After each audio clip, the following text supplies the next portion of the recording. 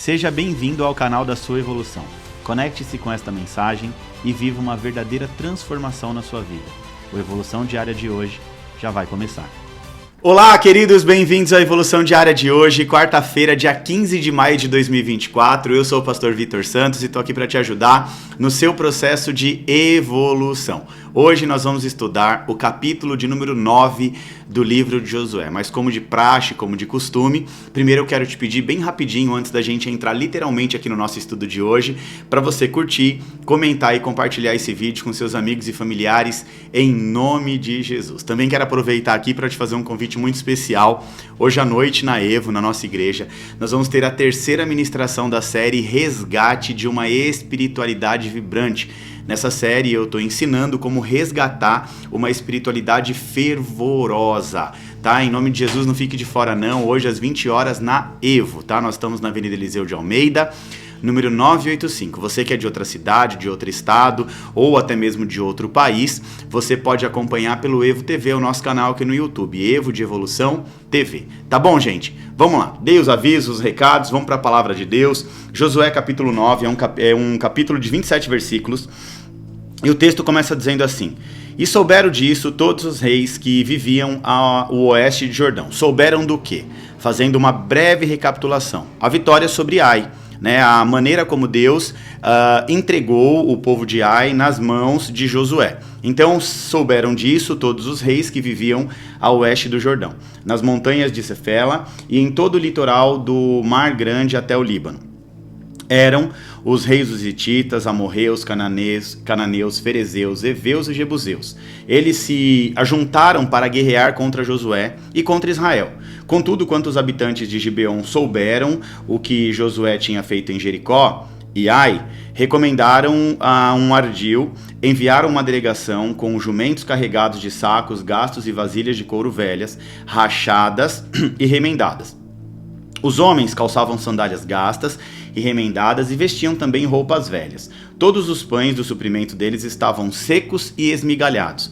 Foram a Josué, ao acampamento de Gilgal, e disseram a ele e aos homens de Israel: Viemos de uma terra distante, queremos que façam um acordo conosco. Os israelitas disseram aos heveus: Talvez vocês vivam perto de nós. Como poderemos fazer um acordo com vocês? Somos seus servos, disseram a Josué. Josué, porém, perguntou: Quem são vocês? De onde vocês vêm? E eles responderam: Seus servos vieram de uma terra muito distante por causa da fama do Senhor, do seu Deus. Pois ouvimos falar dele e tudo o que ele fez no Egito, e de tudo que ele fez aos reis dos amorreus, ao leste de Jordão, em Seom, o rei de Esbom, e Og, o rei de Bazã, que reinava em Asterote. E os líderes e todos os habitantes da terra nos disseram: Juntem provisões para a viagem, vão encontrar-se com eles e digam-lhes: Somos seus servos, façam um acordo conosco. Este nosso pão estava quente quando o embrulhamos em casa no dia em que saímos da viagem para cá.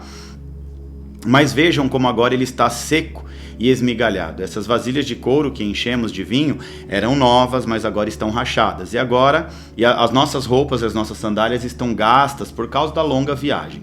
Os israelitas examinaram as provisões dos heveus, mas não consultaram ao Senhor. Aqui está a chave do texto de hoje, tá? Os israelitas, eles examinam ali as provisões dos heveus, mas eles não consultam ao Senhor. Então Josué fez um acordo de paz com eles, garantindo poupar-lhes a vida, e os líderes da comunidade o ratificaram com seu juramento. 3 dias depois de fazerem um acordo com os gibeonitas, os israelitas souberam que eles eram vizinhos e viviam perto deles. Por isso partiram de viagem e 3 dias depois chegaram à cidade dos heveus, que era Gibeon, Quefira, Beerote e Kiriat Jearim. Mas não os atacaram, porque os líderes da comunidade lhes havia feito um juramento em nome do Senhor, o Deus de Israel. Toda a comunidade, porém, queixou-se contra os líderes, que lhes responderam: Fizemos a eles nosso juramento em nome do Senhor, o Deus de Israel, por isso não podemos tocar neles. Ou seja, olha só, deixa eu parar aqui só para fazer um parênteses. Eles estavam dizendo o seguinte: nós falamos em nome do Senhor e nós não podemos manchar o nome do Senhor. Esses aqui, por mais que fizeram um juramento que não deveria fazer, né, eles fizeram uma aliança com o povo que não deveria fazer, mas eles falando em nome do Senhor, eles manteram a aliança de pé. Esses aqui não eram queima-filmes de Jesus, tá? Todavia nós os trataremos assim: vamos deixá-lo viver para que não caia sobre nós a ira divina, por quebrarmos o juramento que fizemos em nome do Senhor. E acrescentaremos: eles ficarão vivos, mas serão lenhadores e carregadores de água para toda a comunidade.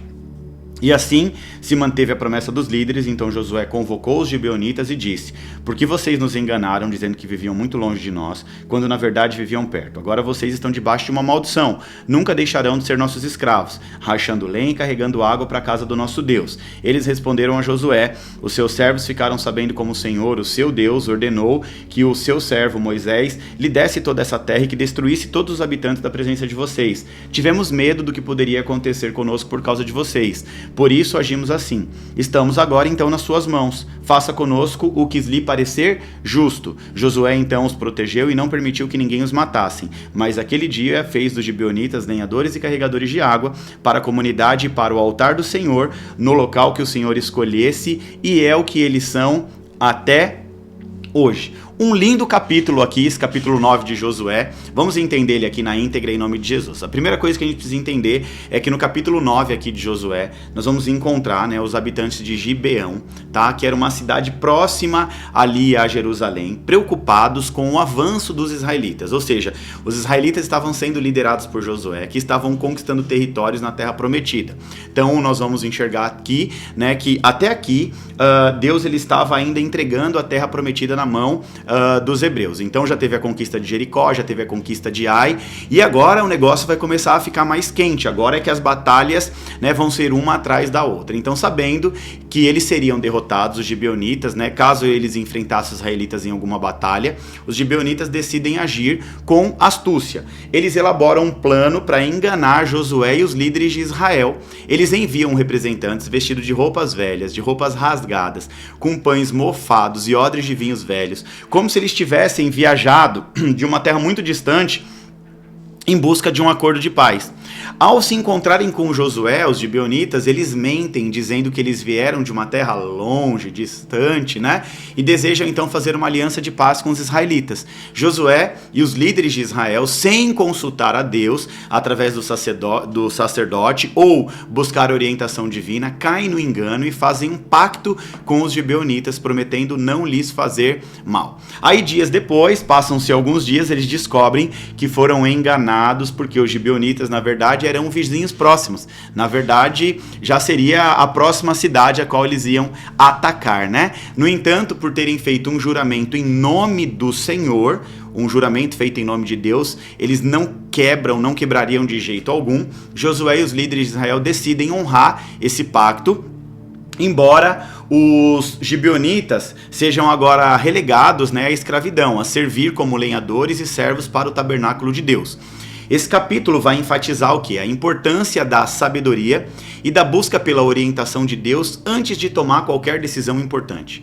Então nós vemos aqui uma história muito linda, né? Um pacto, uma aliança feita em nome do Senhor. Mas o que esse capítulo tem para nos ensinar? Que nós precisamos buscar a sabedoria divina para qualquer decisão, qualquer aliança, né, para a gente fazer nas nossas vidas. Vou dar um exemplo aqui bem simples para você, né? Muita gente casa, né, cristão casa e não consulta Deus se é aquilo mesmo, não ora, não busca orientação de Deus. Outros fazem sociedades, mas não buscam a orientação, a sabedoria de Deus para saber se pode ou não tomar aquela decisão. Eu citei 2 exemplos, casamento, o exemplo de você se tornar sócio de alguém, mas tem muitas outras coisas, né, que por muitas vezes nós, cristãos, que acreditamos em Deus, a gente não busca ali respostas em Deus.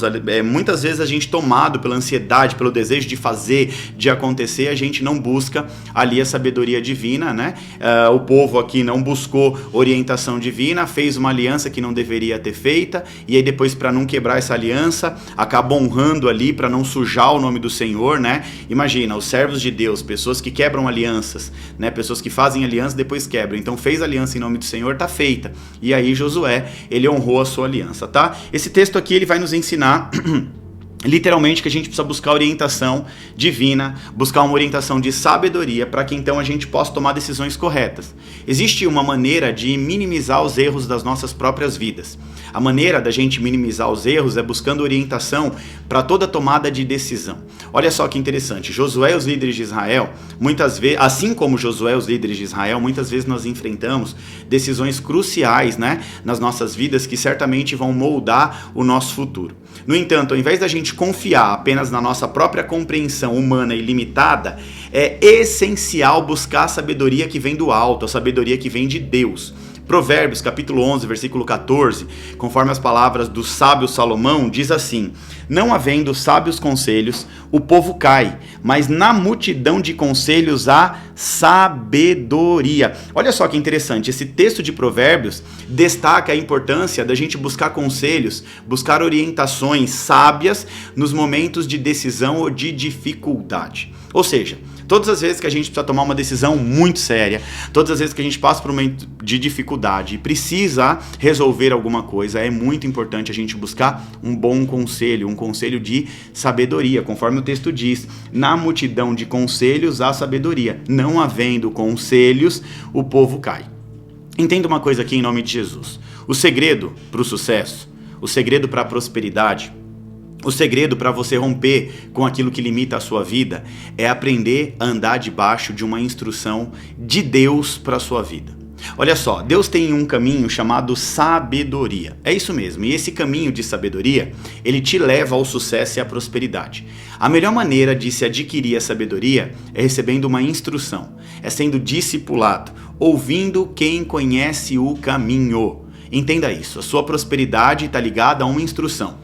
Tudo que você precisa é andar debaixo de uma instrução. Mas eu não estou me referindo aqui a qualquer tipo de instrução. Na verdade, eu me refiro a uma instrução espiritual. Ou seja, você precisa ser instruído no espírito. Lembra do conceito da tricotomia humana, corpo, alma e espírito? O nosso espírito é o que está ligado a Deus. Por isso nós precisamos de uma instrução no espírito. Segunda Crônicas vai falar de um rei chamado Uzias. A Bíblia diz que Uzias ele teve um reinado muito próspero. A marca da prosperidade do reinado de Uzias foi andar debaixo de uma instrução. Olha só que interessante, Uzias, ele andou debaixo de uma instrução e por conta disso o seu reinado foi um reinado marcado pela prosperidade.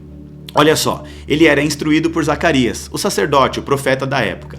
A Bíblia diz que enquanto Uzias, ele seguia os conselhos de sabedoria de Zacarias, ele prosperava em tudo. Ou seja, a prosperidade do reinado de Uzias estava diretamente ligada a uma instrução. Enquanto ele andava debaixo da instrução, Deus fazia ele prosperar de maneira sobrenatural. Tem uma ministração minha na série Rompendo Limites que eu digo assim: você precisa, ou na verdade só precisa, ouvir 3 vozes. 3 vozes, é tudo que você precisa ouvir na sua vida, tá? A voz de Deus, a voz de quem te ama e a voz de quem te instrui na palavra. Somente essas 3 vozes podem te colocar no caminho certo. Entenda isso. Na sua vida, existem 3 vozes importantes: a voz de Deus, a voz de quem te ama e a voz de quem te instrui na palavra. E eu repito, somente essas 3 vozes podem colocar a sua vida no prumo, podem endireitar os caminhos da sua vida. Vamos lá, a voz de Deus é a voz de Deus, não preciso nem explicar. Essa é a primeira voz que você tem que ouvir, desde que você tenha intimidade e discernimento para ouvir a voz de Deus. Isso me faz lembrar da história de Samuel, quando Deus se apresenta para ele e ele não consegue discernir a voz de Deus. Por quê? Porque o povo daquela época era um povo divorciado de Deus, era um povo que andava no pecado, os sacerdotes, ali os filhos de Eli, Hófni e Finéias, eram verdadeiros fanfarrões e eles faziam cultos que o próprio Deus diz, né, que eram como coices diante do altar. Ou seja, o povo não sabia distinguir a voz de Deus, não sabia o que era literalmente a voz de Deus. Então isso me faz lembrar literalmente de Samuel, quando Deus chama ele busca Eli e fala assim: o senhor me chamou? E aí, depois de algumas vezes, Eli diz assim: meu filho, essa voz eu conheço.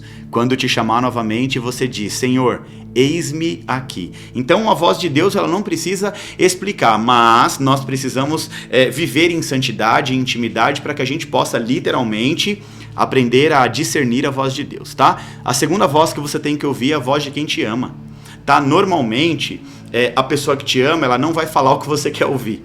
Ela vai falar o que tem que ser dito. Agora, normalmente é assim que funciona. Quem te ama talvez também não consiga resolver o seu problema, mas vai estar com você quando você precisar. Então, olha, a pessoa que te ama, normalmente, a sua mãe, o seu pai, talvez não tenha o nível de sabedoria necessário para te ajudar, para te dar aquela instrução poderosa. Mas ele vai te ouvir. Muitas vezes não vai falar o que você quer ouvir, né? Ele vai te ouvir, mas não vai dizer o que você quer ouvir, tá? Então, quem te ama talvez não consiga e também resolver o seu problema, mas vai estar com você. Na hora que você mais precisar, a primeira mão que vai estar estendida para você é a voz de quem te ama, tá? E a terceira voz que você tem que ouvir é a voz de quem te instrui na palavra de Deus. É a voz de quem te inspira e te abastece. Esse combustível chamado instrução te leva muito mais longe do que as pessoas normais, as pessoas comuns. Esse combustível chamado instrução te leva a lugares altos. Então, em resumo aqui, tá? Buscar orientação de sabedoria, ou seja, antes de tomar qualquer tipo de decisão importante, é a maneira mais correta para você minimizar os erros da sua vida. Buscar orientação de sabedoria antes de tomar qualquer decisão importante é a maneira mais correta de você minimizar os erros da sua própria vida. Amém! Glória a Deus! Mais um capítulo de Josué concluído com sucesso. Hoje nós aprendemos que precisamos ouvir a voz da sabedoria antes de fazer qualquer tipo de aliança. Josué fez uma aliança sem consultar a Deus e esta aliança gerou um desgaste, gerou um problema, mas mesmo assim ele honrou a aliança que ele fez. Então nós tiramos daqui lições importantes para as nossas vidas. Ouvir a voz daquele que te instrui, ouvir a voz de Deus e a voz de quem te ama, além de minimizar os seus erros, é o que vai endireitar os seus caminhos. Amém? Agora vamos aqui bem rapidinho agitar as redes sociais. Eu quero que você tire um print bem bonito dessa tela, posta na sua rede social e me marca para eu repostar também em nome de Jesus, tá? E se você não curtiu, comentou e compartilhou, faça isso agora porque isso é muito importante para o crescimento e desenvolvimento aqui do nosso canal. Como eu sempre digo, se a evolução diária tem sido bênção para você, curte, comenta e compartilha em nome de Jesus. E não se esqueça que hoje à noite na Evo, nós vamos ter a terceira ministração da série Espiritualidade, Resgate de uma Espiritualidade Vibrante, tá? Nós estamos resgatando uma espiritualidade fervorosa, busca pelas coisas do Espírito, tá bom? Você pode, se você não estiver em São Paulo ou estiver em outra cidade, outro país, você pode acompanhar pelo YouTube, o Evo TV. Agora, se você estiver em São Paulo, vem para a igreja em nome de Jesus, para juntos celebrarmos ao Senhor e aprendermos mais a palavra de Deus, tá? Que Deus te abençoe em nome de Jesus. Quero abençoar o seu dia. Te espero hoje à noite na Evo e amanhã no Evolução Diária, tá bom? Deus te abençoe.